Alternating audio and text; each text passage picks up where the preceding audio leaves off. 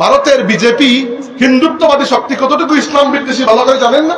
আল্লাহ না করুক, আজ থেকে 10 বছর পরে যদি এমন কোনো ফিতনা আমাদের উপরে আসে, আপনারা কি প্রস্তুত থাকবেন না? ইনশাআল্লাহ। এবং প্রস্তুত খালি এরকম না যে যখন আসবে জিহাদে ঝাঁপিয়ে পড়বো। তো খালি জিহাদে গিয়ে শহীদ হয়ে লাভ কি? আমার তো এটা শহীদের দরকার না, আমার তো গাজীর দরকার। বুঝতে পারেন?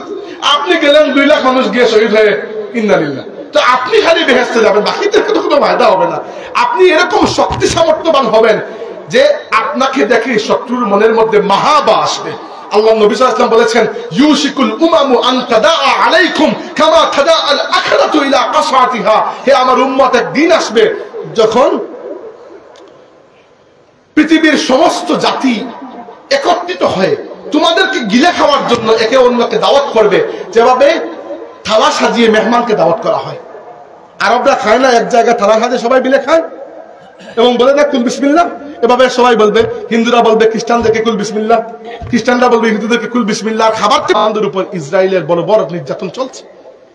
জাতিসংঘ কিছু করতে পেরেছে না, ইউরোপ কিছু করতে পেরেছে না, আমেরিকা কিছু করতে পেরেছে, কেউ কিছু করতে পারেন। ভাইরে, আমাদের আপন কেউ নাই, আমাদের আপন একমাত্র আল্লাহ ওয়াহদাহু লা শারীকা লাহু। মুসলমানদের আপন একমাত্র আল্লাহ। আল্লাহু ওয়ালিয়ুল্লাযীনা আমানু। আল্লাহ মুমিনদের বন্ধু, মুমিনদের আর কোনো মাওলা নেই, মুমিনদের মাওলা শুধু আল্লাহ। তো আমাদেরকে এজন্য প্রস্তুত হতে হবে। আর প্রস্তুত হওয়ার পদ্ধতি হচ্ছে, আপনার দিনের উপর আপনি শক্ত থাকবেন এবং দুনিয়াতে আপনি সর্বোচ্চ যোগ্যতা অর্জনের চেষ্টা করবেন। এটাই পদ্ধতি। সাহাবীরা এই পদ্ধতিতে এগিয়েছেন। আল্লাহর নবীর সাহাবীদের মধ্যে যায়েদ ইবনে সাবিত রাদিয়াল্লাহু আনহু, তিনি নিজের হাতে কোরআন শরীফ লিখতেন এবং কোরআন শরীফের বর্তমান যেটা আমরা কোরআন হিসেবে পড়ি, ওইটা যায়েদ ইবনে সাবিত রাদিয়াল্লাহু আনহুর নেতৃত্বে ওই কোরআনটা জমা করা হয়েছে অন্য সাহাবীদের কাছ থেকে নিয়ে। এত মেধাবী ছিলেন, আল্লাহর নবী সাল্লাল্লাহু আলাইহি ওয়াসাল্লাম তাকে বলেছেন, শুধু আরবি জানা থাকলে হবে না, তুমি ল্যাটিন ভাষা শিখো, ইব্রানি ভাষা শিখো, কারণ দুনিয়ার বিভিন্ন রাজাবাদশারা আমার কাছে চিঠি দেয়, তুমি ওই চিঠিগুলো ট্রান্সলেট করে দেবে। সেই যুগে তিনি অনেকগুলো ভাষা শিখেছেন। কি জন্য বললাম এটা? আপনাদের মধ্যে আমরা ডাক্তার চাই, ইঞ্জিনিয়ার চাই, বিজ্ঞানী চাই, প্রকৌশলী চাই, আইনজীবী চাই, আপনাদের মধ্যে আমরা অফিসার চাই, আপনাদের মধ্যে আমরা অধ্যাপক চাই, বুদ্ধিজীবী চাই, সবই চাই। কি জন্য চাই? কারণ ইসলামের বন্ধু মুসলমানরা ছাড়া সেকুলাররা ইসলামের বন্ধু হবে না। আপনারা হয়তো জানেন না বা জানলে খুশি হবেন, বাংলাদেশে ওই আওয়ামী লীগ সরকারের পতনের পর যে নতুন সরকার এসেছে এবং এই নতুন সরকার এসে কয়েকটা কমিশন গঠন করেছেন। এর মধ্যে একটা হচ্ছে সংবিধান সংস্কার কমিশন। সংবিধান সংস্কার কমিশনের কাজ হচ্ছে বাংলাদেশের যে সংবিধান, যেটাকে প্রায় স্বৈরাচারী একটা সংবিধানে পরিণত করা হয়েছিল, সেটাকে ঠিকঠাক করে কিভাবে আবার সুন্দর করা যায় এর জন্য তারা পরামর্শ দিবেন সরকারকে। তো ওই কমিশন কি করেছেন? মানুষের কাছে পরামর্শ চেয়েছেন, বিভিন্ন সংগঠনের কাছে, বিভিন্ন বিশ্ববিদ্যালয়ের কাছে, যে আপনারা একটা পরামর্শ দেন, আমরা জনগণ হিসাবে আপনারা পরামর্শ দেন, আপনারা কি চান। তো আমার একজন বন্ধু আছেন, তিনি ওই সংবিধান সংস্কার কমিশনের উপসচিব হিসেবে দায়িত্বে ছিলেন, এখন আমেরিকা চলে গেছেন। তিনি আমাকে বলেন যে ভাই দেখেন কিছু দেওয়া যায় কিনা। তো আমি ফোন করলাম আমাদের যে সংগঠন রয়েছে আঞ্জুমান আল ইসলাম বা এদেরকে, তারা বলেন যে যদি তুমি লিখতে পারো, নিজে লিখতে পারো, দায়িত্ব নাও, তাহলে আমরা এগিয়ে যাব। তো আমি দেখা শুরু করলাম এবং আলহামদুলিল্লাহ আমাদের পক্ষ থেকে, আমাদের পরিষদের নাম ছিল বালাকোট চেতনা উজ্জীবন পরিষদ।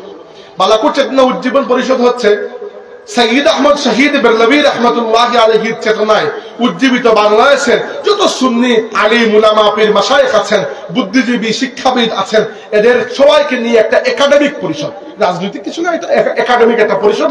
এবং এর পক্ষ থেকে আমি লিখেছি এবং বাকিরা সহযোগিতা করেছেন। আমরা বাংলাদেশের বর্তমান সরকারের সংস্কার কমিশনের কাছে 19 দফা প্রস্তাব ইসলামের দৃষ্টিকোণ থেকে, যে এই সংবিধানে আমরা ইসলামের দিক থেকে কি পরিবর্তন চাই, এবং প্রত্যেকটা পরিবর্তন চাওয়ার সাথে সাথে প্রস্তাবের সাথে আমরা এটাও দিয়েছি যে কেন চাই। প্রথমে দিয়েছি কি চাই, পরে দিয়েছি আমরা কোন দিক থেকে কোন প্রেক্ষাপটে আমরা কথা বললাম, এভাবে সরকারের কাছে আমরা দিয়েছি। এবং এর আলোকে ঢাকায় জাতীয় প্রেস ক্লাবে গত 17 ডিসেম্বর আমরা একটা একাডেমিক সেমিনারও করেছি, আপনারা হয়তো অনেকেই জেনেছেন। এবং এই সেমিনারের মাধ্যমে আমরা জাতিকে জানিয়েছি, এবং এই সেমিনারে নানান ধরনের মানুষ ছিলাম। আমরা ছিলাম ফুলতলির, সারসিনার ছিলেন, সুধাকান্দার ছিলেন, তারপরে নেসারাবাদের ছিলেন, চরমুনার ছিলেন, তারপরে আরো কোন দরবারের অনেক জায়গার শিক্ষা, ঢাকা বিশ্ববিদ্যালয়ের প্রফেসর, চট্টগ্রামের প্রফেসর, জগন্নাথ ইউনিভার্সিটির প্রফেসর, শিক্ষাবিদ, কবি, সুপ্রিম কোর্টের বিচারক অনেকেই ছিলেন। এবং এখানে আমি উপস্থাপন করেছি আমার মূল যে লেখাটি, এবং আমরা জানিয়েছি যে মুসলমানদের পক্ষ থেকে আমরা সংগঠনে এগুলো চাই। শুধু যে আমি লিখেছি তা নয়, অন্যান্য দলের মানুষেরাও লিখেছেন। কিন্তু এটা কি জন্য করেছি?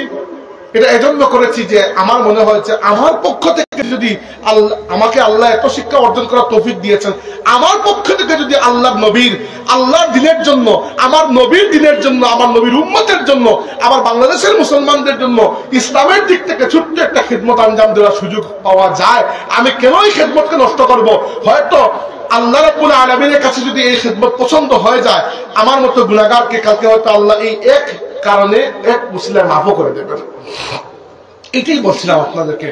আমার তরুণ ভাইয়েরা, লেখাপড়া করুন, বিশ্ববিদ্যালয়ে যান, গিয়ে দুনিয়া দেখুন। দুনিয়া অনেক কমপ্লিকেটেড হয়ে গেছে, অনেক ঝামেলা দুনিয়াতে। এগুলো শিখুন, বুঝতে শিখুন। দুনিয়াতে সর্বোচ্চ পজিশনে আপনি পৌঁছান। আজকের দিনটা এমন, আপনার তাকওয়া দেখে আপনাকে কেউ বড় বলবে না, আপনি যত সময় পর্যন্ত পজিশনে না যাবেন। পজিশনে গেলে এরপরে না মানুষ আপনার কথা শুনবে। তাই আপনি ইসলামের উপর শক্ত মজবুত থাকুন এবং দুনিয়াবি ইলমের ক্ষেত্রে সর্বোচ্চ অর্জন করুন। এই মাধ্যমে আপনি নিজেকে যোগ্য করতে পারবেন আল্লাহর নবীর দ্বীনের খেদমতের জন্য। আর আমাদের, আমি বেশি লম্বা করবো না, আর আমাদের ব্যক্তিগত জীবনের যে বিপদ, এগুলো বললাম উম্মতের বিপদ আপদ। ব্যক্তিগত জীবনে আমরা বিপদ আপদ, বালা মুসিবতের মধ্যে পড়ি না? প্রত্যেকেই পড়ি। প্রায় সময় শুনি যে 2-3 বছর ধরে চেষ্টা করতেছি বিদেশ যাওয়ার জন্য, বিদেশ যেতে পারতেছি। দোয়া করবেন ভাই আমার জন্য। আরেকজনের আমার আম্মা বেমার, দোয়া করবেন। আরেকজনের আমার বাচ্চা হচ্ছে না, 12 বছর হয়ে গেছে, বিয়ের, দোয়া করবেন। এরকম কত মুসিবত মানুষের জীবনে থাকে। দেখেন, কুল্লান ইউসিবানা ইল্লা মা কাতাবাল্লাহু লানা হুয়া মাওলানা ওয়া আলাল্লাহি ফালিয়াতাওয়াক্কালিল মুমিনুন। আল্লাহ বলেছেন, হে নবী আপনি জানিয়ে দিন, এমন কোন মুসিবত তোমাদের উপর আসবে না এই ব্যতীত যে আল্লাহ আগেইটা লিখে রেখেছেন।